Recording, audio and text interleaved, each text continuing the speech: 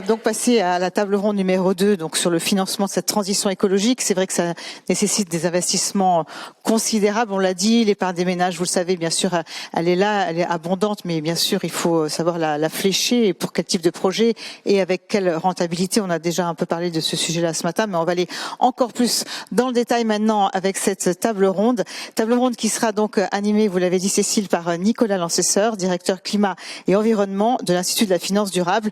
Je vous demande de l'applaudir.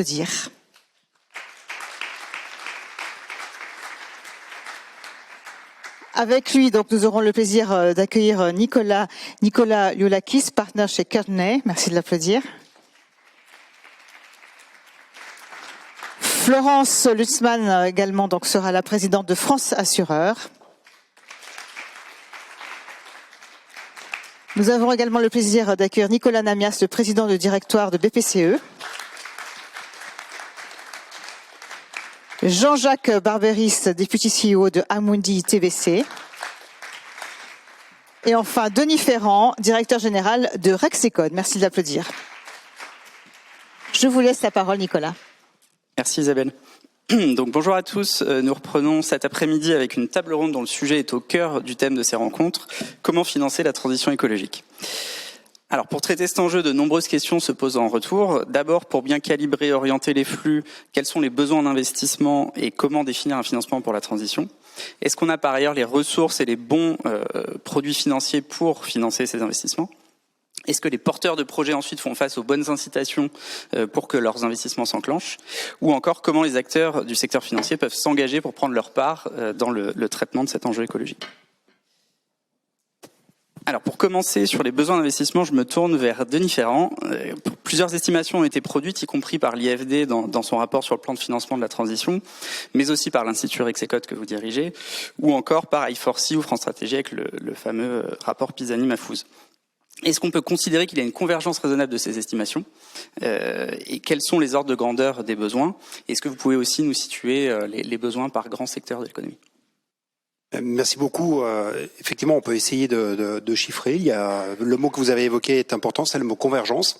Parce qu'il y a désormais une relative unanimité autour du montant dont on parle. Et ce montant ressemble quand même furieusement à une falaise. Et devant une falaise, il faut éviter de faire un grand pas en avant, bien évidemment.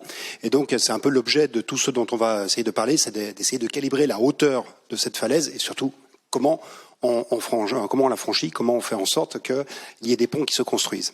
Et la hauteur, c'est à peu près 80 milliards d'euros en France. Enfin, c'est le maximum, on va dire, d'ici 2030, pour simplement se mettre sur la trajectoire qui permet d'atteindre l'objectif de moins 40%. Quand nous avons fait notre estimation au sein de Rexecode, c'était dans le cadre de la SNBC, la stratégie nationale bas carbone, qui visait à ce moment-là 40% de réduction des émissions de gaz à effet de serre par rapport au point de départ de 1990. Donc on arrivait à 80 milliards. Passer à 55, évidemment, c'est encore une marche encore un petit peu plus importante à effectuer. Mais grosso modo, donc on est sur des ordres de grandeur assez convergents. Au niveau de l'Union européenne, on est à 350 milliards, entre 350 et 400 milliards par an. On est à 2,5, 2,6 points de PIB. C'est à peu près le quantum que l'on peut attendre du côté français, avec des répartitions qui, là encore, si vous prenez les objectifs donnés, inscrits dans le cadre de la stratégie nationale bas carbone, vont faire la part belle à tout ce qui va concerner le bâtiment. C'est dans le bâtiment que l'on va avoir l'essentiel des investissements. Donc, je vous rappelle les secteurs bâtiment, transport, industrie, énergie, agriculture, traitement des déchets. Donc, dans tous ces différents postes, c'est le secteur qui a le rôle le plus important, c'est le bâtiment. Le deuxième étant le secteur des transports. L'industrie vient ensuite. Donc, ça veut dire aussi une réflexion en termes d'usage. Ça pose aussi spontanément une question de rentabilité. Et c'est bien là qu'il faut s'attendre à des sujets quand même assez lourds. On ne peut pas attendre une rentabilité forte d'un investissement qui en réalité est un investissement qui n'apporte pas une valeur économique additionnelle, qui est un investissement qui substitue des logiques de production l'une par rapport à l'autre. C'est un investissement qui incorpore une valeur environnementale, mais qui en soi n'est pas reconnu en tant que tel par le marché. Sauf à imaginer qu'on mettrait une taxe carbone à des niveaux tellement prohibitifs qu'à ce moment-là, on peut avoir une incitation forte, mais il faudrait mettre en place des compensations. Donc tout de suite, c'est bien d'interroger la hauteur de la falaise, c'est surtout bien d'interroger donc le pont qui permet de la franchir, et ce pont va renvoyer inévitablement à la question d'une rentabilité qui ne va pas de soi spontanément, et donc sur laquelle il va falloir réfléchir un peu différemment sur les conditions du financement.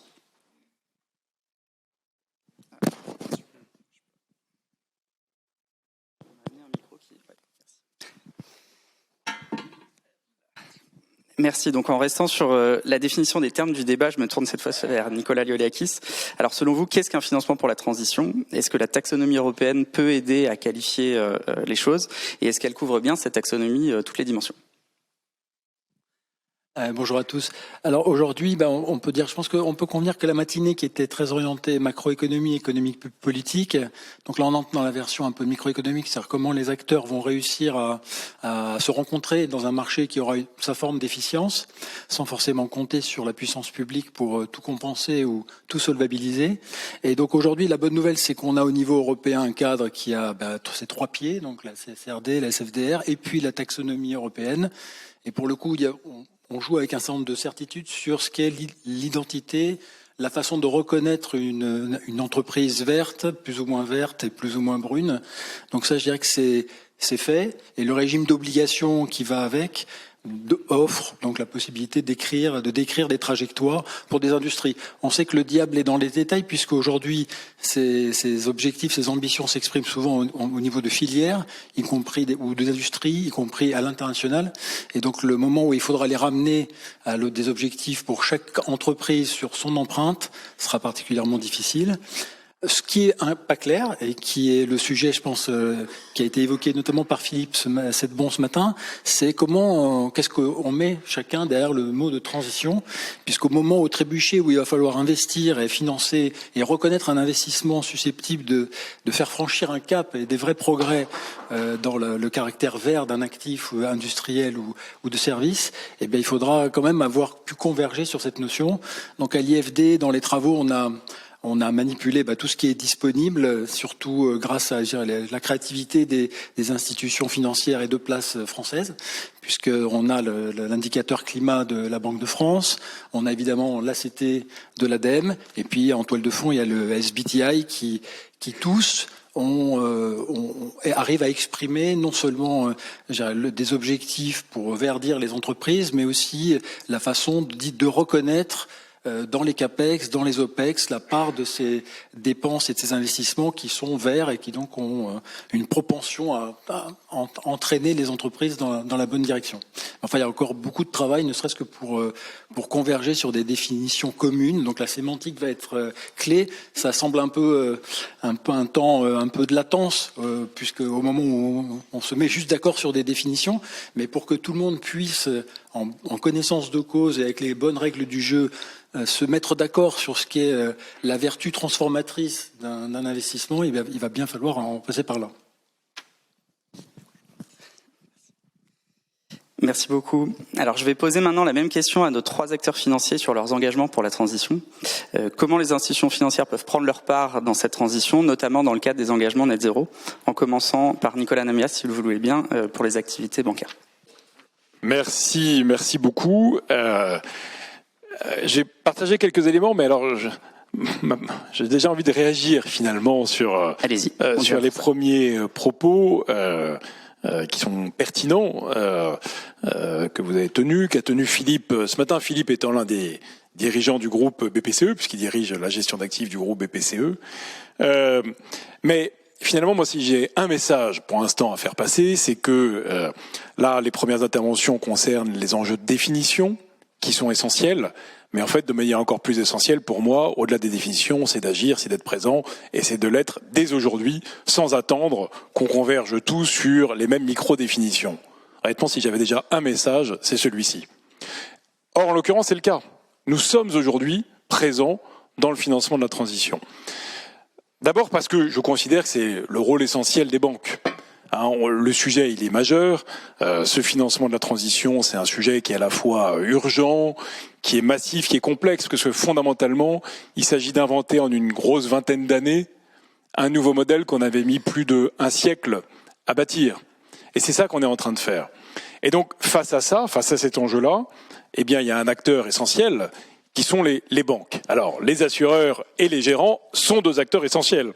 Mais les banques sont un acteur essentiel. Pourquoi ? Parce que, finalement, accompagner les transitions de nos clients, c'est au cœur de nos missions. Je dis souvent qu'une banque, ça accompagne le quotidien des clients, ça accompagne la crise des clients et ça accompagne les transitions. Donc, on est cet acteur-là. On l'est aujourd'hui dans les chiffres. On l'est dans les chiffres. Et alors, cette réunion aujourd'hui de l'IFD nous a conduit d'ailleurs à la Fédération bancaire française à accélérer un peu les travaux de publication de nos chiffres, puisque annuellement on publie les chiffres de financement de la transition par les banques françaises. On vient de les publier à l'occasion de ces journées de l'IFD. Alors, quels sont-ils ? Quand on prend les financements verts et durables, c'est notre définition. Alors après, on va aller chercher les définitions précises et puis chacun y mettra ses définitions. Mais en tout cas, il y a une constance dans nos définitions.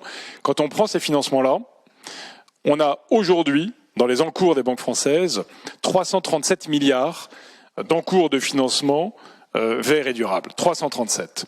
Le chiffre est important en montant absolu, mais il est aussi important dans son évolution. 337 milliards, c'est x4 par rapport à il y a 3 ans, et c'est fois 1,5, donc plus 50% par rapport à l'année dernière. On a une croissance extrêmement significative du financement des projets verts et durables. Et finalement, si on devait également simplifier et donner les ordres de grandeur, on considère aujourd'hui que pour 1 euro de financement aux énergies fossiles, on a 5 euros de financement aux transitions. Voilà les ordres de grandeur. 337 x 4 par rapport à 3-4 ans, plus 50% par rapport à l'année dernière, 1 euro pour les fossiles, 5 euros pour la transition. Voici les chiffres que nous venons de publier à la Fédération bancaire française. J'aimerais les compléter par un autre élément. L'autre élément, c'est de dire que là, je viens d'évoquer ce que font les banques françaises. Mais vous savez, on a toujours tendance à se regarder un peu entre nous et à se comparer entre nous, et c'est bien d'ailleurs, parce qu'il faut toujours se comparer aux meilleurs. En l'occurrence, les banques françaises sont, je crois, parmi, pour ne pas dire les meilleurs élèves, dans le financement de la transition. Et donc, on se compare, nous 6, nous 7, mais regardons aussi ce que font les autres. Et là, comment on peut regarder ce que font les autres ? De manière assez simple. Il y a des classements extrêmement simples à aller prendre sur les league tables. Dans le financement des énergies renouvelables, parmi les 10 premières banques mondiales, 4 banques sont françaises.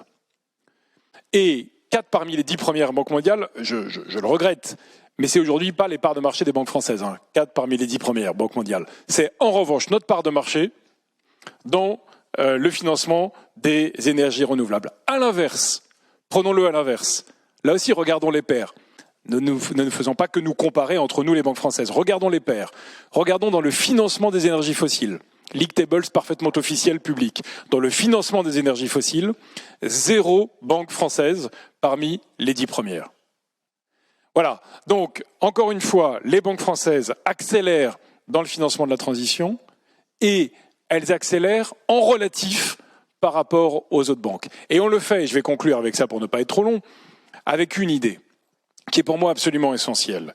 C'est que pendant longtemps, le financement de la transition, finalement, était quelque chose un peu à côté de ce que nous faisions. Nous faisions notre métier, et puis à côté, on finançait des enjeux verts, renouvelables, de transition, quelle que soit l'appellation et quelle que soit la définition. Le grand mouvement qui est en train de s'opérer, c'est qu'aujourd'hui, on est tous, et je parle au nom des banques françaises, comme je le fais au nom de BPCE, mais on est tous en train de faire de cet enjeu ce que j'appelle, et ça c'est l'expression de BPCE, on le fait de manière ESG Inside. Ça veut dire quoi ESG Inside ? Ça veut dire que il n'y a pas ce que notre métier bancaire traditionnel et à côté un financement vert, durable ou de transition. Ça, je crois que c'était pas illégitime. On a tous commencé comme ça, mais ça c'est derrière nous. Désormais, ce que nous avons, c'est que ces enjeux de transition sont au cœur de tous nos sujets de financement. C'est ce que j'appelle les sujets ESG Inside. Je pourrais avoir de nombreux exemples, mais je ne veux pas prendre trop de temps maintenant. Merci.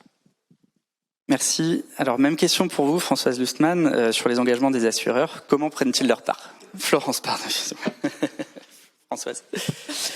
Oui, merci. Merci pour votre invitation dans cette table ronde. Donc, moi, je dirais qu'on a ce site particulier, nous, assureurs, d'être pour la moitié de notre bilan, donc pour l'actif, évidemment, du monde financier, Mais on a surtout notre passif. Notre passif, c'est notre métier. Notre métier, c'est de gérer les risques. Et là, évidemment, on est aux premières loges des conséquences du réchauffement climatique. Je voudrais quand même rappeler juste quelques chiffres parce qu'ils sont quand même très très très parlants. Évidemment, ils sont d'autant plus parlants pour les victimes qui sur le terrain subissent les conséquences de ce dérèglement. Dans les années 80, quand on a mis sur pied cet actif qu'ont les Français, à savoir le régime des catastrophes naturelles qui leur permet d'être couverts contre les conséquences des événements climatiques extraordinaires. Donc dans les années 80, en moyenne, le coût annuel des événements climatiques, c'était 1,5 milliard. Ça, c'était dans les années 80. Si on prend maintenant les années 2000, la première décennie, la moyenne est montée à 2,7 milliards. Deuxième décennie des années 2000, toujours, 3,7 milliards. Et si je prends les 4 premières années de la troisième décennie, qui n'est pas terminée, on est déjà à 6 milliards. Donc quand j'ai dit ça, j'ai tout dit parce que nous, notre métier, c'est d'assurer, de couvrir les risques et de réparer. On gère 38 000 nouveaux sinistres tous les jours. 14 millions de sinistres par an. On répare tout, partout, tout le temps. Donc tous les secteurs qui ont été évoqués dans l'introduction, évidemment les bâtiments, évidemment l'automobile. On essaye aussi de réparer la santé des gens. Et ce qui nous motive énormément, c'est d'être acteurs directement dans le monde réel de par la réparation de ce qu'on peut faire pour aller vers plus de transition. Et là, on est vraiment directement, c'est nous qui finançons les réparateurs. C'est pour ça que nous plaidons. Et là, je crois qu'il y a encore beaucoup à faire. On a à portée de main, je dirais, parce que là, c'est pas compliqué. Il faut absolument qu'on aille beaucoup plus vite sur les filières de réemploi, sur la labellisation des entrepreneurs et des entreprises de la réparation. On a un énorme champ qui est à portée de main. Il y a des choses qui sont très compliquées dans la transition et puis il y a des choses qui sont moins, qui sont pratico-pratiques. Ça va toucher évidemment à l'éducation, ça va toucher au label, ça va toucher aux matériaux, ça va toucher évidemment à la recherche et à l'innovation. Et nous, évidemment, on est au cœur de tout ça. Alors, si j'en viens maintenant à la deuxième jambe, donc l'actif de notre bilan, je dirais que évidemment nous sommes impliqués de très très longue date, ne serait-ce que parce que on est aux avant-postes de ce réchauffement climatique. Et comme dans nos 2500 milliards d'actifs, à 64%, ils financent les entreprises et tout spécialement via l'assurance vie, mais pas seulement. On finance avec des obligations, on finance avec des actions. Je profite de ce distingué par terre pour rappeler qu'on a 24% d'actions dans nos portefeuilles. C'est en général un chiffre qui n'est pas connu et les gens pensent qu'on a essentiellement, voire uniquement des obligations, mais pas du tout. Donc on finance énormément les entreprises via les actions également. Et donc par là, par toute notre dynamique et notre engagement ESG Inside, si je cite mon voisin, on a plus de 80% de nos actifs qui aujourd'hui sont couverts par une analyse ESG. 80% des actifs, c'est-à-dire tous ces actifs qui financent les entreprises en particulier. 2/3 des assureurs calculent leur empreinte en matière de biodiversité. Je crois que là, la biodiversité, c'est un challenge encore peut-être un peu plus complexe que celui des transitions écologiques qu'on met en œuvre depuis un certain nombre d'années. Le charbon, c'est 0,6% de nos actifs. Les énergies fossiles, c'est moins de 1%. Et on a nous aussi une croissance extrêmement forte, extrêmement dynamique de nos investissements verts. Donc tout cela est complètement intégré dans la gestion financière des entreprises. Et je dirais que en cela, ça répond également à des demandes de nos clients, puisque de plus en plus, les clients recherchent un sens pour leur épargne. Et le sens de l'épargne, c'est évidemment un sens de financement des transitions. Merci. Alors enfin, côté asset manager, et peut-être un mot sur Amundi, Jean-Jacques Barberis, quels sont les moyens mis en œuvre pour la transition, pour atteindre les engagements net zéro ? Alors merci beaucoup, bonjour à tous. Vous excusez ma voix légèrement enrouée. Nicolas a partagé 3 chiffres avec vous dans sa présentation. Moi, je voudrais partager 3 faits de marché avant de répondre à votre question. 2023, je pense que tout le monde l'a vu, a été une année d'ESG bashing, en bon français dans le texte, avec des vents légèrement mauvais venus un peu d'outre-Atlantique sur ces questions. Et cependant, il y a 3 faits que je voudrais partager avec vous. D'abord, si on regarde le marché des fonds ouverts en Europe l'année dernière, la seule partie de ce marché qui a collecté des actifs, c'est la partie la plus haute du spectre en matière d'investissement responsable. Donc ça veut dire que c'est là aujourd'hui que la dynamique commerciale se trouve très largement dans la gestion active. Premier élément. Deuxième élément, si vous regardez l'année dernière l'ensemble des benchmarks, je vais jargonner un petit peu, des indices de référence de marché, l'année dernière, fondamentalement, les indices ESG ou les indices climat ont surperformé partout, sauf dans les émergents, pour être tout à fait précis, leurs indices traditionnels. Donc la performance relative, elle est là. Dernier élément, l'année dernière, vous n'avez jamais eu autant de boîtes dans le monde qui ont pris des engagements de neutralité. Vous n'avez jamais eu une croissance de cette nature-là. Dans le principal indice chinois, on est passé de 2% à 19% de l'indice d'entreprises qui ont pris des engagements de neutralité. Est-ce que ceux-ci sont de qualité équivalente à ceux des entreprises européennes? Ça se discute, mais néanmoins, on voit bien qu'il y a une dynamique. Pourquoi je mentionne ça? Parce que ça veut dire que sur les marchés, et donc dans le secteur de la gestion d'actifs, on voit que, en dépit de la vague d'ESG scepticisme qui vient parfois légèrement d'un peu plus à l'ouest, pour paraphraser le professeur Tournesol, néanmoins quelque chose est en train de se passer. Et qu'est-ce que ça veut dire pour le métier de la gestion? Pour le métier de la gestion, ça veut dire que les engagements que ce métier prend, notamment en France, ils sont en fait de 3 ordres, puisque nous, notre métier n'est pas le même que celui d'un métier de banque. Nous, les clients, ce ne sont pas les entreprises. Nous investissons dans les entreprises pour le compte de nos clients. C'est de 3 natures. C'est la première chose, c'est de fabriquer de plus en plus de l'offre alignée, c'est-à-dire des produits de gestion qui respectent des contraintes d'alignement et qui donc vont financer l'une des jambes de la transition, comme ça a été mentionné précédemment. Pour bien marcher, il vaut mieux 2 jambes, 1 ou 3, ça marche moins bien de manière générale. Donc on essaie de se focaliser sur cette première-là. Et aujourd'hui, notre industrie, elle sait fabriquer de la gestion alignée, c'est-à-dire calculer le budget carbone associé à un portefeuille à une date donnée, et le réduire intelligemment en lien avec des objectifs de neutralité. Donc ça, c'est la première chose qu'on fait. La deuxième chose qu'on fait, c'est peser par le dialogue actionnarial sur la stratégie des entreprises dans lesquelles nous investissons. Et ça, c'est un élément très important que nous déployons, et je pense que d'ailleurs l'ensemble de l'industrie de la gestion française déploie, c'est d'avoir ce dialogue actionnarial pour essayer d'engager les entreprises pour qu'elles se mettent sur un chemin de transition. Là, je vais faire un petit peu de marketing à Mundi. Concrètement, nous, ça veut dire 3 choses qu'on demande aux entreprises qu'on engage sur le climat. Définissez une stratégie climatique compatible avec les accords internationaux. Présentez-la à vos actionnaires. Idéalement, on aime bien voter pour. Ou contre d'ailleurs, mais on aime bien voter dessus en tout cas. Et troisièmement, ayez des critères de rémunération de vos dirigeants associés à l'exécution de ces plans. Et la troisième chose, qui est de plus en plus importante, c'est de mettre cette offre à portée et à destination de nos clients institutionnels évidemment, mais également de nos clients retail. Donc c'est un peu ça les types d'actions qui sont prises. Je voudrais terminer pour un point, rebondir sur le point que faisait Nicolas avant. Je pense que c'est très important évidemment de regarder ce qui se passe ailleurs. Aujourd'hui, si vous regardez la coalition des gestionnaires d'actifs mondiaux pour la neutralité, c'est une coalition qui tient. Je vais dire qui tient encore. Tous les grands acteurs européens y sont actifs et la défendent. Il est très important qu'on maintienne les engagements qui ont été pris il y a quelques années.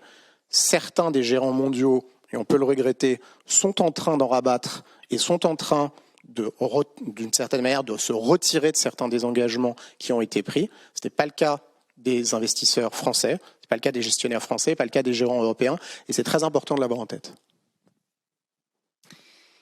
Merci beaucoup. Peut-être juste pour rebondir sur l'engagement auprès de vos clients, est-ce que vous avez une stratégie qui consiste à leur dire si d'ici quelque temps vous n'avez pas mis en œuvre ce qu'on considère comme étant la bonne démarche, on sera obligé de vous sortir du portefeuille ou ce genre de choses un petit peu. Ça dépend si vous parlez de nos clients ou des entreprises dans lesquelles on investit. Parce que c'est pas la même chose. Oui. Non, mais traditionnellement, on connaît très bien le métier de la banque et moins bien le métier de la gestion. Donc je me permets de refaire un petit cours d'économie basique de la gestion d'actifs. La gestion d'actifs, c'est on apprend à l'école, I égale S, investissement égale épargne. Nous, on fabrique l'égalité. C'est ça notre métier. Donc ça veut dire quoi? Ça veut dire qu'en pratique, nous, en effet, nos clients, ce sont les investisseurs. Donc qu'est-ce qu'on fait vis-à-vis des investisseurs? Pour répondre à votre question, après je vais répondre à votre question, ce qu'on fait sur les entreprises chez qui on investit. Vis-à-vis des investisseurs institutionnels, alors là, très concrètement, nous, ça veut dire qu'on va les voir un par un et qu'on leur propose de gérer le portefeuille qu'ils nous confient sous contrainte d'alignement. Donc ça, c'est une démarche active qu'on fait. Donc on le fait littéralement un par un. Et donc on essaie, si vous me passez l'expression, de convertir nos clients institutionnels à la gestion alignée, tel Saint-Patrick en Irlande avec son bâton. Nous nous lançons dans une grande opération de conversion. Vis-à-vis de nos clients retail, nous essayons de mettre à disposition de plus en plus de nos clients également une gestion et des offres de gestion alignées. Et nous avons pris l'engagement de couvrir toutes les plus grandes classes d'actifs en net zéro d'ici à 2025. Nous sommes en bonne voie pour le faire. Vis-à-vis des entreprises dans lesquelles nous investissons, effectivement, on a un dialogue actionnarial avec elles. Et après, on va apprécier, c'est parfois difficile, la trajectoire des entreprises au cas par cas. Et on peut aller jusqu'à voter quand elle est présentée en Assemblée générale. Pour vous donner un ordre d'idée, l'année dernière, dans le secteur énergétique, on a voté contre 60% des stratégies de transition qui nous ont été soumises dans le secteur énergétique et on en a soutenu 40%. Et donc, de facto, on discrimine, effectivement, selon qu'on considère que la trajectoire de transition est effectivement crédible ou pas. On essaie de le faire modestement dans la mesure de ce qu'on sait faire et c'est ça qu'on fait vis-à-vis des clients, des entreprises dans lesquelles on investit. Merci. Alors, si on en revient maintenant à la question des ressources et des conditions de financement, Denis Ferrand, est-ce que vous pouvez nous donner un aperçu d'abord de l'évolution récente des conditions macrofinancières et de l'impact que ça peut avoir sur le financement de la transition ? Alors, pour regarder les conditions macrofinancières, il faut se reporter précisément sur cet équilibre I égale S. Je pense que c'est quand même un des paramètres clés qui bougent sur la période actuelle. Tout à l'heure, quand j'évoquais 2,5 points de PIB en plus au niveau de l'Union européenne, ça ne veut pas dire qu'on va faire 2,5 points de PIB en moins sur d'autres postes d'investissement que l'on pouvait faire jusqu'à présent.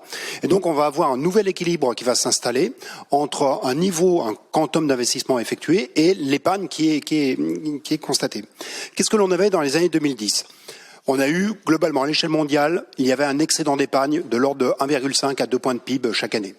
Ce 1,5 à 2 points de PIB, en plus, c'est ce qui a façonné le taux d'intérêt neutre le taux d'intérêt réel neutre qui n'arrêtait pas de diminuer. Et à tel point, il était estimé à 2,5 aux États-Unis, il était quasiment à 0 en zone euro. Si on fait le redémarrage de l'investissement sans qu'il y ait l'épargne qui se constitue à hauteur de ce que l'on a constaté jusqu'à présent, on va avoir un nouvel équilibre qui va s'installer et un taux d'intérêt réel neutre qui va monter. Donc on a des conditions de financement qui déjà vont se trouver plus compliquées. Et tout à l'heure, je disais que la rentabilité serait probablement moindre. La rentabilité d'un investissement en transition peut être moindre à partir du moment où il n'a pas une reconnaissance économique à la hauteur de la reconnaissance de la valeur environnementale qu'il procure. Donc il y a un enjeu qui est d'un côté une rentabilité qui se trouve mise à mal et des conditions de financement qui se trouvent plutôt a priori plus élevées. Et une des manières d'atténuer le choc de rentabilité, c'est probablement de faire en sorte que tout cet enjeu de décarbonation que l'on a à faire, ça devienne un enjeu aussi de croissance. De faire en sorte que l'investissement que l'on fait, c'est aussi un investissement qui certes permet de faire de l'appropriation des techniques qui sont développées. Enfin, c'est le fait qu'on change, je parlais tout à l'heure, l'essentiel de l'investissement devrait aller dans le bâtiment, si on respecte la SNBC. Eh bien, ça veut dire que c'est un investissement, c'est un changement de chaudière, c'est de l'isolation, c'est de la pompe à chaleur, enfin bon, c'est tout un ensemble de dispositifs qui, spontanément, le rendement économique, il n'est pas gagné. La meilleure manière de l'atténuer, c'est de faire en sorte qu'on déploie, on crée les solutions qui vont faire la transition. Mais les solutions, on les connaît pas. On est dans une incertitude radicale quant à savoir quelle sera la technologie qui s'imposera. Et c'est bien ce contexte-là qui pose la question de la nature de l'investissement, ou plutôt de la nature du financement qui est à effectuer. L'investissement pour la transition, c'est beaucoup plus un investissement de fonds propres qu'un investissement d'endettement pour ce qui va concerner la création d'une offre qui répond à l'impératif de transition énergétique. On ne sait pas où est l'horizon technologique, on ne sait pas comment il est balisé, on ne sait pas à quel horizon également le rendement sera constaté. Et donc c'est pour cela qu'on est beaucoup plus sur une préoccupation de fonds propres qu'une préoccupation d'endettement. Et c'est là que sur les fonds propres, on voit bien que spontanément l'épargne n'y va pas beaucoup. Je pense qu'on va y revenir, mais peut-être simplement un chiffre pour vous donner un ordre de grandeur des préférences de l'épargnant. Au cours des 4 dernières années, particulières, j'en conviens, notamment avec la résurgence de l'inflation, au cours des 4 dernières années, quand vous regardez les flux d'actifs, comment les épargnants ont affecté leur flux d'actifs, à 56%, ils sont allés sur des dépôts. Livret A, enfin bon, tout ce que l'on connaît, alors que dans les années 2010, on était à 44%. Donc vous avez eu, avec la résurgence d'inflation, un choix déjà quand même assez fort en faveur de la rémunération de dépôt qui s'est trouvé encore renforcé. Donc il y a une forme d'illusion nominale de la part de l'épargnant, parce que oui, d'un seul coup, les dépôts étaient rémunérés moins que l'inflation, mais ils étaient rémunérés, et l'illusion nominale a joué.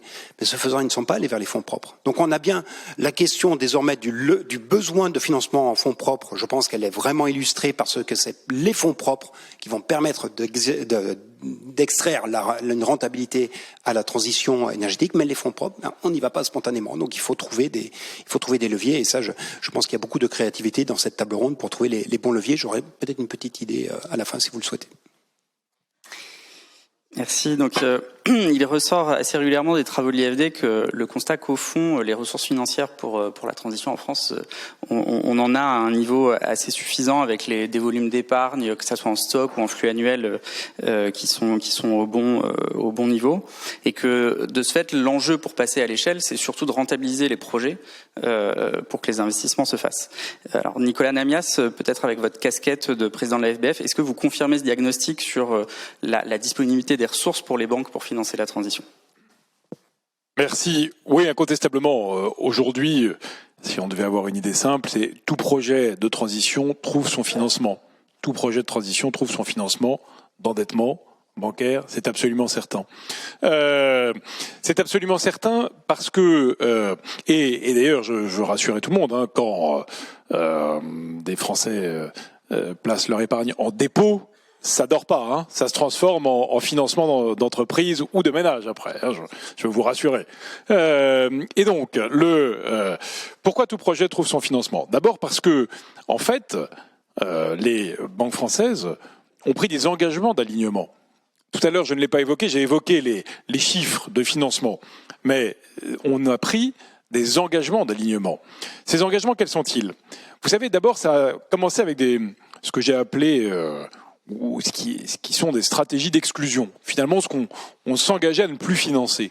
Bon, et puis on a tous pris, à des moments un peu différents, mais en général assez proches, avec des formulations différentes, mais en fait assez proches, on a tous mis en œuvre des stratégies d'exclusion.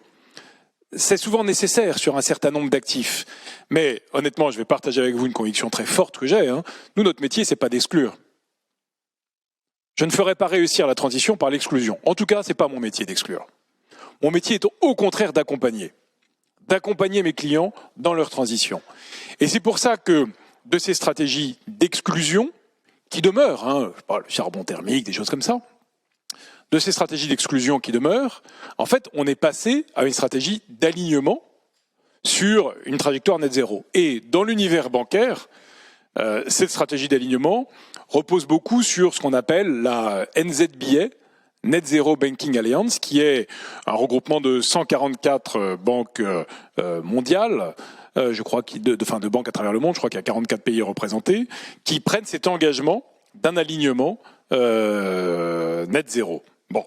Et alors, toutes les banques françaises ont pris cet engagement, les 7 plus grandes banques françaises, et on est en train de publier, il y a une dizaine de secteurs, à peu près, et on est tous en train de publier, secteur par secteur, notre stratégie d'alignement. C'est absolument fondamental, et c'est extrêmement puissant. Donc, premier élément, l'exclusion, il faut en avoir de temps en temps, mais c'est pas une stratégie.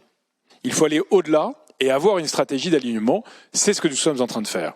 Ça veut dire quoi? Ça veut dire que, par construction, on est en train d'accompagner nos projets dans leur transition, nos clients dans leur transition, et finalement, on recherche des financements, des projets à financer.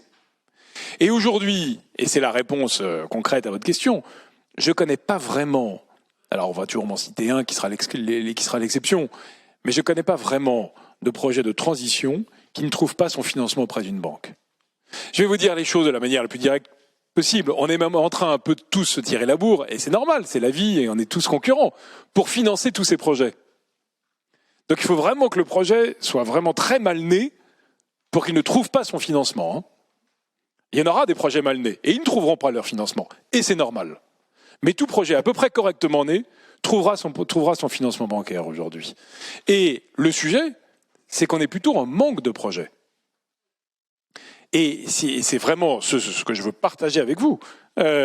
Aujourd'hui, on peut être en manque de projets, c'est-à-dire que nos clients n'ont pas assez de projets de transition pour toute une série de raisons qu'on peut évoquer, mais qui ne sont pas des raisons liées au financement. Et l'autre idée à retenir, je crois, en tout cas j'aimerais qu'on retienne de cette table ronde, c'est que pendant très longtemps, les sujets de transition, en fait, ont été abordés par le sujet de financement. Je crois que c'était une forme de facilité de le faire. Peut-être de facilité intellectuelle, parce que finalement les acteurs financiers, les acteurs bancaires, on n'est pas très nombreux, donc on nous met tous autour d'une table en disant bon, il y a un sujet de transition, qu'est-ce qu'on peut faire? Mais c'était une forme de facilité. Parce qu'aujourd'hui, la complexité, elle est dans l'émergence des projets. Et ça, d'ailleurs, enfin, j'aime prendre toutes les responsabilités du monde, mais à un moment, néanmoins, les responsabilités des banques seront limitées. L'émergence des projets, c'est malheureusement pas nous qui avons totalement la main sur ce sujet. Et aujourd'hui, je suis convaincu que le sujet de la transition est de moins en moins un sujet de financement, assurément pas de dette, comme vous l'avez souligné. Sur l'equity, on peut en parler, je pense qu'il y en a quand même, et c'est un sujet, en fait, de projet. Voilà. Donc, si je devais conclure ce propos, c'est en fait par un appel à projet. En tant que président de la Fédération bancaire française, on fait des appels à projets. Tout projet de transition trouvera son financement. Merci. Donc François Nusman, quelles sont les conditions selon vous pour que les volumes d'épargne disponibles se réorientent efficacement vers la transition ? Je vais évidemment répondre à votre question. Peut-être quelques réactions par rapport à ce qui vient d'être dit. D'abord, je suis complètement d'accord avec toi, Nicolas. Évidemment, on a besoin de beaucoup plus de projets. Je vais prendre un exemple. Le risque change d'échelle. Nous, assureurs, on change complètement d'échelle également sur le financement de la prévention. Et pourquoi ? Parce qu'on ne trouve pas la recherche et développement qui va permettre d'apporter des solutions concrètes. Aujourd'hui, en France, on a plus de 11 millions qui sont menacés par un phénomène qui est le retrait-gonflement des argiles. Ça veut dire que les maisons, et il y a plus d'une maison sur deux en France qui est construite sur un sol argileux, eh bien, ces maisons se fissurent et certaines deviennent totalement inhabitables. Aujourd'hui, il n'y a pas assez de recherche qui est faite, et c'est ce qu'on avait dit dans notre grande étude de climat il y a 3 ans maintenant. On a dénoncé cet état de fait. Il faut passer plus de temps à étudier ces phénomènes. Et en fait, comme ça se passait pas, on a décidé nous-mêmes, on a mis 8,5 millions sur la table pour financer une initiative qui va consister à sélectionner 300 maisons sur des sols argileux et tester des technologies techno-pratiques pour voir si, sur 5 ans, on arrive à améliorer la résilience du bâti face à ce phénomène de retrait au gonflement des argiles qui se développe avec l'alternance des épisodes de sécheresse intense qui alternent avec des pluies quasi diluviennes. Donc je suis complètement d'accord. Je crois qu'aujourd'hui, le sujet, c'est vraiment de mettre les bouchées doubles ou triples. D'ailleurs, c'est aussi une des conclusions du rapport d'Enrico Letta, d'ériger en 5e liberté européenne la liberté de l'intelligence, de l'innovation, de la formation, de l'éducation. Et c'est aussi, je crois, là-dessus que l'Europe peut gagner face à des marchés qui sont également, voire aujourd'hui, beaucoup plus puissants que nous. Deuxièmement, et là j'ai affaire à des spécialistes, alors je suis très modeste, mais je voudrais challenger quand même cette question de savoir si on a assez d'épargne. Moi, j'ai quand même l'impression, alors là, les chiffres sont un peu retombés. Moi, pendant très longtemps, j'ai dit, parce que je citais en cela la Commission européenne, que pour financer toutes les transitions, alors il y a aussi la transition digitale, etc., mais on était plutôt à 750 milliards d'euros par an pendant 10 ans. Alors de toute façon, que vous preniez tous les actifs disponibles, vous prenez tous les actifs des compagnies d'assurance européennes, qui sont quand même les grands investisseurs, ça fait 9 000 milliards. Si je fais 750 fois 10, je suis à 7 500.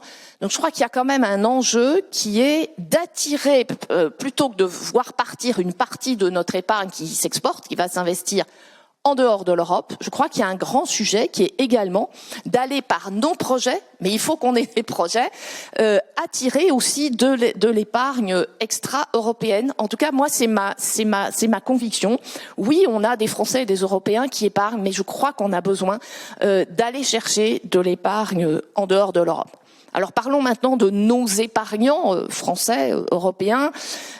On les interroge beaucoup, nous, par sondage, parce que ce sont nos clients. Et qu'est-ce qu'ils nous disent ? Eh bien, ils nous disent que finalement, leur appétit pour le risque est assez limité. Quand on les interroge sur ce qu'ils demandent en premier à leur épargne, à plus de 40%, ils mettent comme critère numéro 1 la sécurité. À plus de 40%, ils mettent en critère numéro 1 la liquidité. Et ils ne sont que 13% à mettre en 1 la rentabilité. Et ça, c'est un état de fait. Et comme de toute façon, l'épargne, elle est là, mais on va pas pouvoir la multiplier par 2 à cause des besoins supposés de la transition, il faut bien faire avec ça. Et moi, je suis très attachée à ce qui est une condition, une contrainte, mais qui nous honore dans le secteur de l'assurance, c'est le devoir de conseil. Ce qui est super important en France, en Europe, c'est de respecter les besoins des clients. Et qu'on le veuille ou non, c'est que ces clients, en tout cas retail, ils veulent pas prendre de risques. D'où, effectivement, l'immense succès de l'assurance vie, puisque le métier de l'assureur, c'est quoi? C'est d'investir dans des projets risqués. Je vous ai cité tout à l'heure le pourcentage d'actions, qui est tout à fait sensible, 24%, y compris dans les contrats d'assurance vie, et y compris dans les contrats en euros, parce qu'on a une telle mutualisation et des tels niveaux d'encours que dans ces encours d'assurance vie, on peut loger des placements qui sont risqués. Et la magie, je dirais, du contrat en euros, c'est bien de transformer de l'épargne non risquée dans des investissements qui, pour une partie, en tout cas, seront des investissements risqués. De la même façon, toute la démarche de développement des unités de compte, parce que j'entends parfois des gens dire « faut plus de contrat en euros, faut faire de l'UC ». Mais pas du tout, parce qu'en fait, les gens, ils commencent par investir non risqué, avec garantie du capital, c'est des fonds euros. Et puis ensuite, une fois qu'ils ont cette assise financière qui répond à leurs besoins, là, effectivement, ils sont plus perméables à des propositions de diversification de façon à augmenter un petit peu le rendement ou répondre à leur quête de sens avec des unités de compte qui sont de plus en plus vertes, responsables, etc. Mais je crois que, en tout cas, on fera fausse route si on veut s'éloigner de ce que demandent les clients, parce que l'épargne, de toute façon, effectivement, épargne égale investissement, mais donc l'épargne, c'est quand même l'épargne des épargnants français et européens. Et on a montré au fil des années qu'on savait innover dans les produits. Je crois que j'ai à ma gauche le père de l'eurocroissance, donc vous voyez, on a su designer, même si c'était une période un peu compliquée au niveau pour ce qui était des taux d'intérêt. Donc, mais on a quand même un produit qui a cru de plus de 30% l'année dernière. Et moi, mon message, ce serait de dire que si on veut attirer toujours plus d'épargne vers les investissements risqués, qu'est-ce qu'il faut? Il faut rallonger la durée de l'épargne. Et c'est donc, il faut aller vers des produits de plus en plus longs. Bon, l'assurance vie, c'est déjà 13 années. Vous me direz, c'est pas mal, mais on pourrait aller plus loin, surtout avec le succès du plan d'épargne retraite, par exemple, qui caracole au sein des produits d'assurance vie, ou en poussant tout ce qui est engagement de retraite en capitalisation via, évidemment, en particulier l'assurance vie. Mais plus on est long et plus nous, assureurs, on va pouvoir investir dans des investissements qui sont risqués. Alors, on voit que la question du rendement du capital est quand même assez clé. On en a parlé ce matin aussi d'ailleurs. Jean-Jacques Barberis, peut-être pour revenir sur ce sujet, pensez-vous qu'il est possible pour les investisseurs, encore dans ce contexte de la transition où les projets seraient par nature moins rentables, de continuer à exiger le même niveau de rendement du capital que par le passé? Là, je vais vous renvoyer à la lecture de l'excellent rapport d'Yves Perrier, qui disait de manière très claire que la transition, toute chose étant égale par ailleurs, comme on dit en économie, elle implique une baisse de la rentabilité du capital à minimum à court terme. Bon, à partir du moment où c'est explicite pour tout le monde et qu'on l'explicite aux clients, d'une certaine manière, je pense qu'il n'y a pas vraiment de sujet. Là, je vais rebondir sur le point qui a été fait. Je pense qu'une des grandes questions qu'on a aujourd'hui, c'est la manière dont on parle des questions de transition aux clients finaux. Et quand je parle de client final, là, je parle pas de l'investisseur institutionnel sophistiqué dont un certain nombre sont représentés dans la salle. Je parle du client final de détail qui est en agence et à qui son conseiller ou sa conseillère va aller discuter de l'intérêt d'investir dans la transition. Et là, je vais partager avec vous une petite difficulté dans la cathédrale réglementaire qui nous héberge aujourd'hui, qui est que la réglementation en l'espèce ne nous aide pas. Et c'est une litote, puisque aujourd'hui, ceux d'entre vous qui ont été normalement confrontés à leur conseillère ou à leur conseiller bancaire qui leur a fait passer un questionnaire de soutenabilité, normalement, si ça n'a pas été le cas, vous devez vous retourner contre votre banquier, puisqu'il aurait dû le faire l'année dernière. Les questions qui sont posées et qui sont imposées par la réglementation, est-ce qu'elles nous permettent effectivement de faire basculer l'épargnant final vers le financement de la transition? Je dois vous dire qu'un doute affreux m'étreint quand je vois les questions en question. pour mémoire, hein, c'est vous voulez être exposé à quel pourcentage de SI, Sustainable Investment, quel pourcentage de taxonomie, ceux des 14 PAI, Principal Adverse Impact, qui sont identifiés, auxquels d'entre eux ne voulez-vous pas être exposé? Quatrième question, dans l'hypothèse, vous avez répondu à une des questions précédentes et plusieurs fois, est-ce que c'est cumulatif ou alternatif? Ça pose un sujet sur la capacité de mobiliser l'épargnant final pour décider ou non d'allouer dans la transition. Et de facto, aujourd'hui, on le voit malheureusement, c'est que je pense que la réglementation européenne qui a été bâtie autour, et c'est une bonne idée, hein, du choix de la préférence finale du client vers tel ou tel support d'investissement, ne permet pas de déplacer un euro vers la transition tant qu'elle ne permet pas d'avoir un dialogue, une conversation qui est simplement à peu près de nature compréhensible si vous n'avez pas un PhD en ESG. Or, aujourd'hui, c'est vraiment la difficulté à laquelle les conseillers dans les réseaux sont confrontés tous les jours. Alors avant de passer... passer... légère provocation, mais je pense... non, on est là pour faire du débat. Avant de passer aux questions, donc il reste un petit peu de temps pour une dernière question avant les questions avec le public. Kearney a accompagné l'IFD dans une évaluation du secteur de la rénovation des bâtiments. À partir de ce qu'a pratique Nicolas Liodakis, pouvez-vous nous décrire le type de blocage qu'on peut rencontrer dans le financement de la transition et les solutions qu'on peut proposer pour lever ces blocages? Ouais, d'abord un petit mot pour après ce tour de table. C'est plutôt un sujet de fierté d'avoir des institutions financières françaises qui sont non seulement pas conservatrices mais très volontaristes sur ces sujets.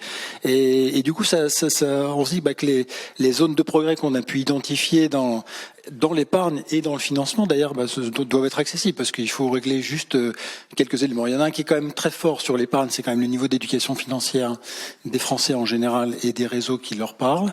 Parce que là, c'est compliqué de faire cette transition pour le coup de ce truc, ce trépied rendement, risque, liquidité, de rajouter de la soutenabilité. Alors tant mieux si la soutenabilité au fil du temps confirme qu'elle est aussi, elle surperforme, ce qui n'est pas soutenable parce que du coup ça règle le problème du match.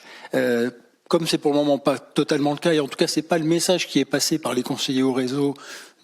On travaille beaucoup pour toutes ces nouvelles distributions des CGP qui ont tendance à aller au plus rapide, au plus simple et je dirais, ce qui est déjà acheté plutôt que vendu. On voit que ce chemin-là, il va falloir quand même doter d'un nouveau logiciel les Français pour qu'ils comprennent le long terme, qu'ils l'acceptent et qu'ils établissent ce nouveau point d'équilibre dans ces quatre pieds de placement. Sur le financement, la bonne nouvelle, oui, effectivement, c'est vrai que vous prenez beaucoup la parole, vous banquiers, sur le fait que vous ne refusez pas de projet et même dans le contexte de ces dernières années qui était plutôt un contexte où il fallait quand même faire attention à son bilan, vous avez continué. La réalité, c'est que malgré tout, quand on voit notamment ce que SGPE projette comme le nombre total, je dirais annuel, de rénovation globale qu'il faudrait faire pour arriver à 2030 au bon niveau, à la bonne vitesse de rénovation de notre parc immobilier, on parle de 900 000 dossiers, on était à moins de 70 000 en 2022, donc la marche semble quand même très très très très haute.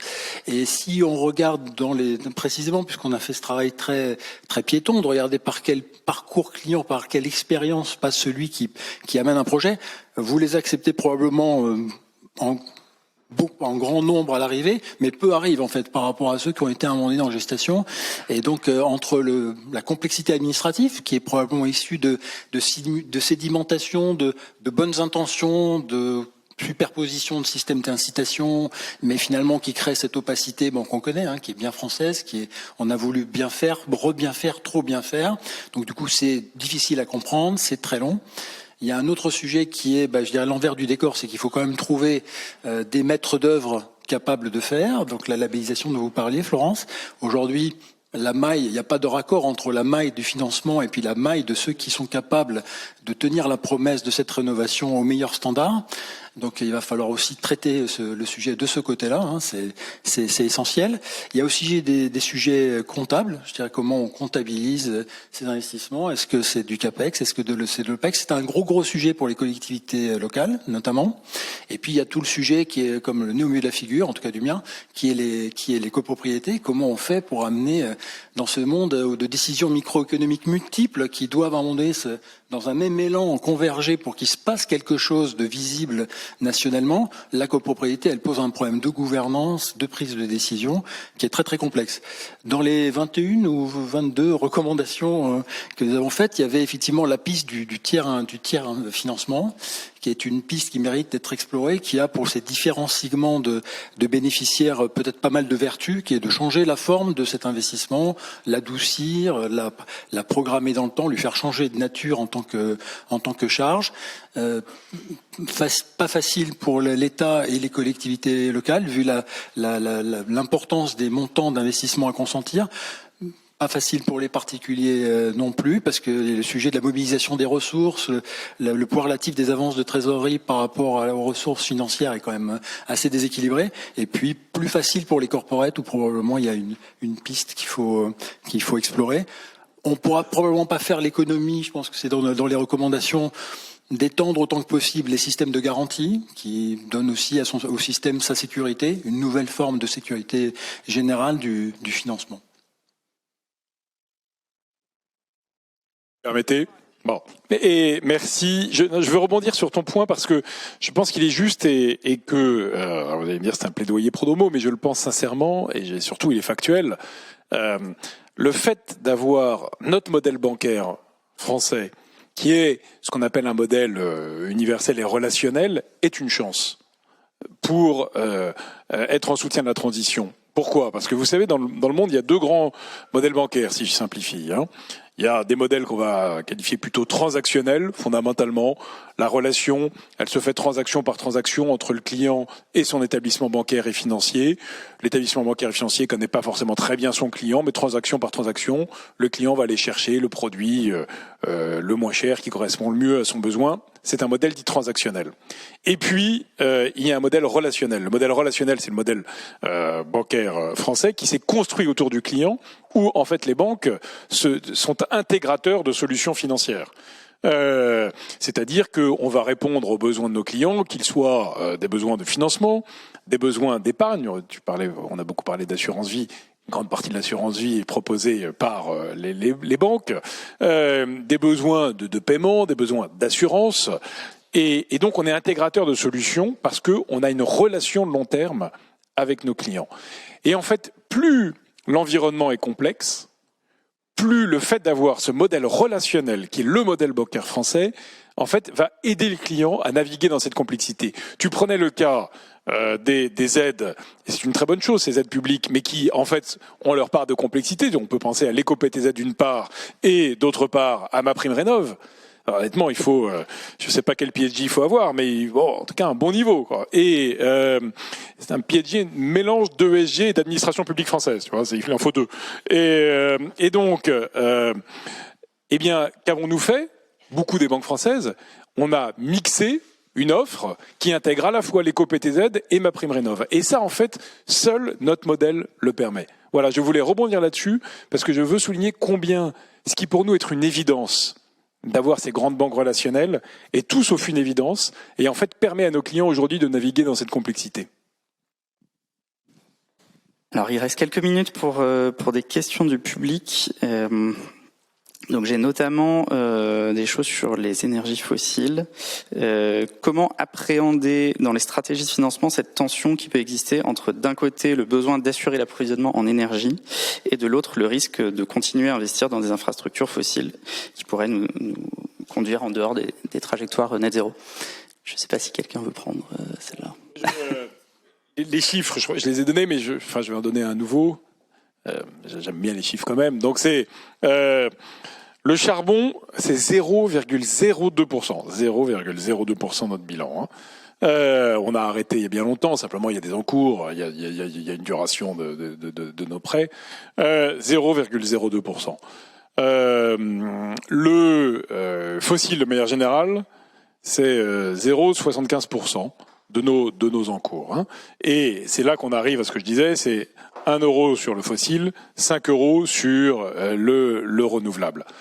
Donc, aujourd'hui, le fossile devient une part très très limitée de notre activité. Est-ce qu'en revanche, on a pris une grande politique d'exclusion sur le fossile ? Oui, sur le charbon thermique, mais pas sur le fossile de manière générale, car ça correspond à la réalité de nos économies. Et on revient à ce que je disais, les banques sont des catalysateurs ou des catalyseurs de transition.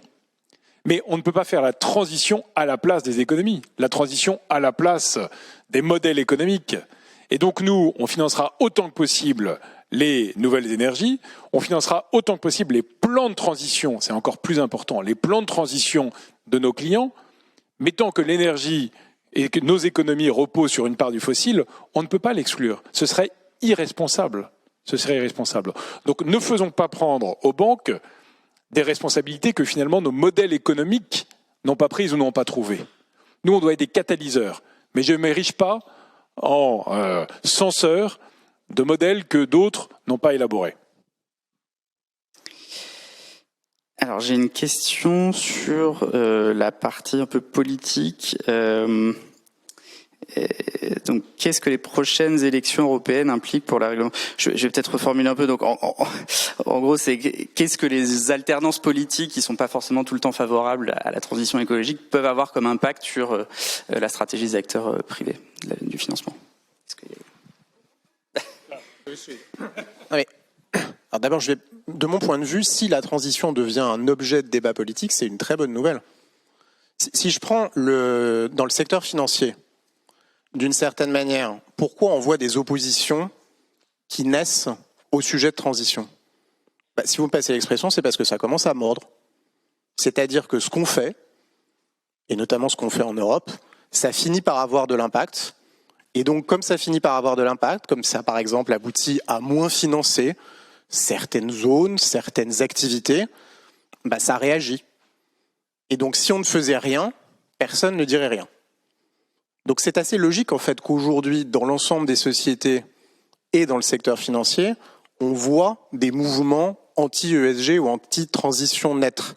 C'est parce que c'est devenu un objet tellement important dans l'ensemble des débats ou dans l'ensemble des activités économiques que mécaniquement, ça fait naître des formes d'opposition. Et d'une certaine manière, moi je le vois plutôt comme une bonne nouvelle. Pour deux raisons, encore une fois. Premièrement, parce que ça veut dire que ce qu'on a commencé à faire a de l'effet. Et deuxièmement, que c'est suffisamment important pour que ça devienne un objet de débat public. Oui, moi, si je peux ajouter, je pense que les populations dans le monde, en Europe, en France, elles vivent tous les jours les conséquences du réchauffement climatique. Et donc, effectivement, comme tu disais, Nicolas, je pense qu'il faut enlever le focus, le coup de projecteur sur comment on finance, c'est-à-dire le secteur financier, etc. Mais il faut s'occuper de la vie des gens. La vie des gens, c'est de vivre des sécheresses absolument dramatiques, suivies d'inondations tout aussi dramatiques, des immeubles qui s'effondrent, etc. C'est ça le monde aujourd'hui. D'ailleurs, l'ONU s'est penchée, et l'ONU, par sa partie qui s'occupe de Human Rights, et s'est penchée sur les conséquences du réchauffement climatique sur les populations. Et c'est bien par les populations qu'on y arrivera. Et je vous donne tout de suite, je vous évite de lire, même si c'est très intéressant, la centaine de pages du rapport. La conclusion du rapport pour protéger les populations, parce que populations qui sont touchées évidemment physiquement, qui sont touchées dans la santé mentale. Je crois que c'est l'université de Cambridge qui a évalué le fait que quand il y a une personne qui est physiquement touchée par un événement naturel exceptionnel, sont 60 personnes, donc il y a un rapport de 1 à 60 qui sont touchées je dirais psychologiquement et donc dont la santé mentale va être impactée par cette angoisse qui est liée à tous ces phénomènes climatiques. Bon, bref, la conclusion de ce rapport de l'ONU pour Human Rights, ça tient en 3 I. Alors c'est des I en anglais, mais c'est investment, innovation et insurance. Donc on voit que quand on regarde ce sujet par le biais des populations qui sont bien les populations qui vont voter dans les grandes échéances électorales qui sont devant nous un peu partout sur la planète, parce que cette année 2024 est quand même une année dans laquelle il y a énormément d'élections partout. Je crois que si on revient sur les besoins des populations, on va retrouver un grand appétit pour, en tout cas, trouver des solutions pour répondre aux conséquences du réchauffement climatique. Alors, je vois qu'il reste quelques minutes juste pour une dernière question. Voyez-vous les enjeux écologiques comme des risques systémiques pour le secteur financier ?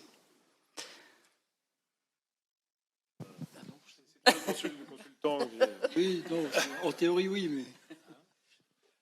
Il y en a d'autres qui suivent derrière. Non, mais moi je peux répondre parce que oui, bien sûr, c'est un enjeu systémique pour les assureurs et c'est la raison pour laquelle en France on a mis en place dès les années 80 donc ce régime, ce partenariat public-privé qui fait partie aussi des recommandations générales de l'ONU, du FMI, etc.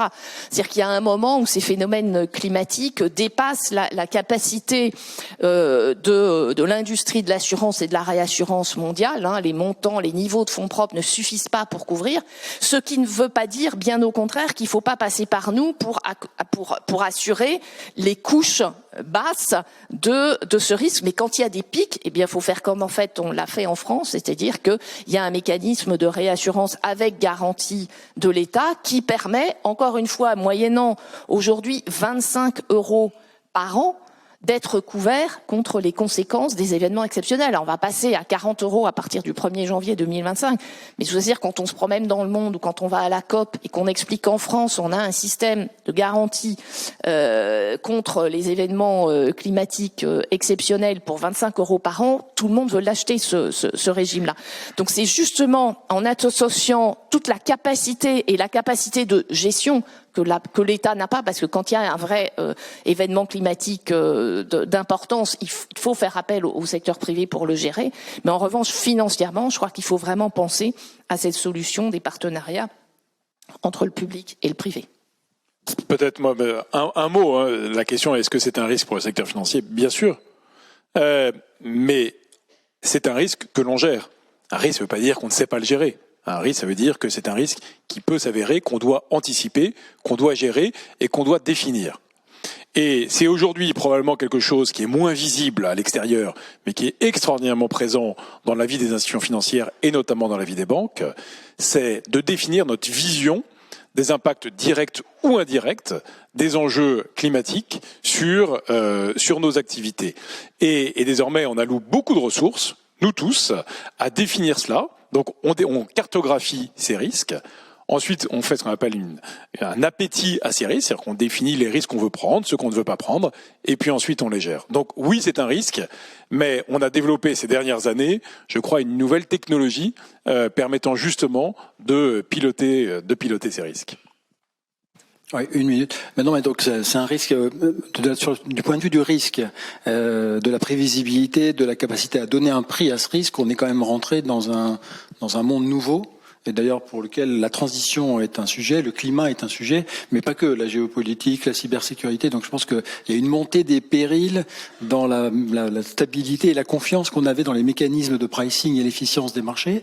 Il y a une autre raison pour laquelle l'efficience des marchés, qui est quand même cœur de l'analyse financière, du pricing, du risque ou d'une police d'assurance, c'est plus généralement la valeur des biens. Donc je pense on entre dans un monde qui est de ce point de vue-là complètement nouveau, inédit, avec beaucoup de risques et une efficacité des marchés qui est moins claire. Et tant qu'on n'aura pas, puisque c'est quand même le gros sujet, quand on n'aura pas synthétisé la performance financière et la performance extra-financière, on ne pourra pas continuer longtemps à piloter avec un cockpit à double commande. Donc il faut le temps que cette synthèse se fasse. Et là, on retrouvera de la confiance dans le pricing, dans la valeur des choses. Merci beaucoup à tous. On a dépassé notre temps.